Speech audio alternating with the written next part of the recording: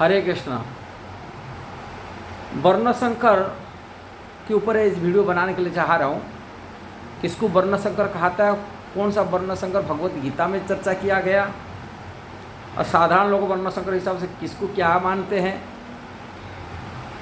लोगों की धारणा वर्ण संकर के हिसाब से जो उच्च कुल हो कि निम्न कुल की जो प्रतिलोम विवाह हो कि अनुलोम विवाह जिसको कहा जाता है, प्रतिलोम विवाह इसको कहा जाता है जो उच्च कुल की लड़की हो और निम्न कुल की लड़का हो,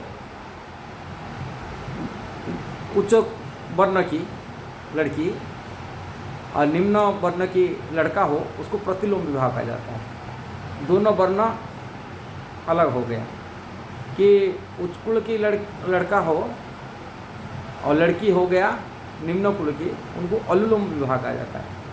एक ही वर्ण का लड़का लड़की नहीं है, ये जो विवाह होता है इसकी वर्ण संकर कहा जाता है, उसकी उत्पन्न संतान वर्ण संकर होते हैं। किंतु यह प्रचलित भी है, लोक में प्रचलित है, किंतु शास्त्र में ऐसा नहीं कहा गया। शास्त्र में अनुलोम विवाह प्रतिलोम विवाह वाली में कहा गया, वो विवाह है।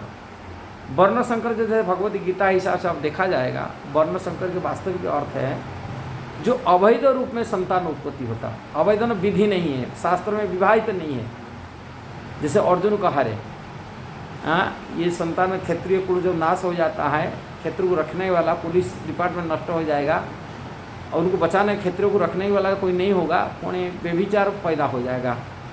माने जो गलत लोगों के द्वारा, व्यभिचार लोगों के द्वारा वो स्त्रियों को शोषण करेंगे और स्त्रियों में संतान उत्पत्ति करेंगे, और शोषण होने से उत्पन्न जो संतान होगा जिसको जारद संतान कहते हैं, उसको वर्ण संकर कहा गया। ऐसा संतान जो उत्पन्न होगा वो पिंड पानी श्राद्ध क्रिया आदि जो पितरों को देना है वंश को दे नहीं पाएंगे। ये अर्जुन को कहने का तात्पर्य है। किंतु अनुलोम विवाह प्रतिलोम विवाह प्रथा विवाह में है। विवाह कई प्रकार के होता है, जैसा ही कोई राक्षस विवाह होता है, गंधर्व विवाह होता है, और प्रतिलोम विवाह अनुलोम विवाह, ये सब वर्णन महाभारत में वर्णन किया गया। जैसा ये शांतनु महाराज थे, भीष्म पितामह के पिताजी, वो अनुलोम विवाह किए थे। वो क्षत्रिय वंश में थे, किंतु उनकी जो पत्नी जो दूसरी पत्नी थी जो मत्स्य कन्या थी सत्यवती, वो शूद्र घर की लड़की थी।